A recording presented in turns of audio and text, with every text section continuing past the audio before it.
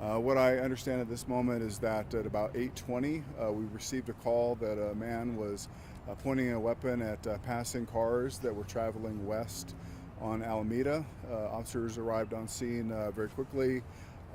Actually, before they arrived, they actually contacted our real-time crime center to see if there were any cameras in the area that could spot the suspect. They were unable to observe the suspect on camera. They arrived on scene and then saw the suspect matching the description that was given here behind me between these two buildings just west of Lipan. They attempted to make contact with that individual. At some point, he pulled the firearm. It was a handgun that he pointed at officers. Officers fired an initial volley of rounds at the suspect. Unknown at this time if he was struck by any of those rounds. He was still pointing the weapon at the officers as they continued to issue commands and ask him to drop the weapon. After some time, probably about 5 minutes, while he continued to threaten the officers and point the handgun at them, another round was fired by an officer that did strike the individual. He was still conscious though, so they had to make a safe approach, disengage him from the firearm, take him safely into custody. They began to render aid. An ambulance was called to the scene to transport him to Denver Health Medical, where he's currently, I believe, in surgery with a positive prognosis, but still in critical condition. We have now launched our officer-involved shooting protocol. So you'll see investigators from our Denver Police Homicide Unit, State Patrol, and the Colorado Bureau of Investigations will be conducting a very thorough investigation under the watch of the Office of the Independent Monitor. The results of that investigation ultimately will be turned over to the district attorney for their review. So, any questions that I can answer? How many officers responded? Was it like more than one? Yeah, so there were 3 officers that we believe were involved in the shots fired. There were probably up to 10 officers that were on scene at the time that the shots were fired. Was that black vehicle hit by anything? By gunfire, not upon initial observation, so we don't know if the suspect fired a round or not. But we do know that he pointed the weapon at the officers. We're still, kind of collecting evidence and seeing where there are bullet strikes. Yeah, it looks like by that, whatever that Yes. grocery thing is, it looks like a bunch of bullets. Is that fair to say those are? Yeah, I believe those are bullet strikes. Yes. How would you characterize what happened here, Chief?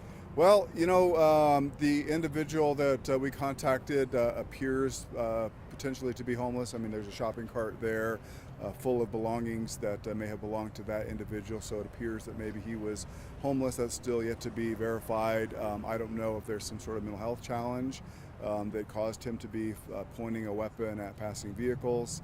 And then when the officers arrived, he then trained his weapon on those officers who, I think to protect themselves, fired at him, and then ultimately he was struck and put down.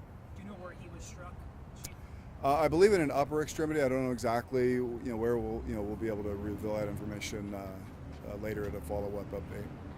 So it sounds like when the officers arrived, there was an initial firing of their weapons. Then like 5 minutes passed, and then another firing. Yeah, there was some time that transpired between those volley of shots. Throughout that time, the officers were issuing commands, asking him to drop his weapon. I think that they, on the vantage point that they had initially, were unable to get a good shot. I mean, obviously, there's a very good backstop for them.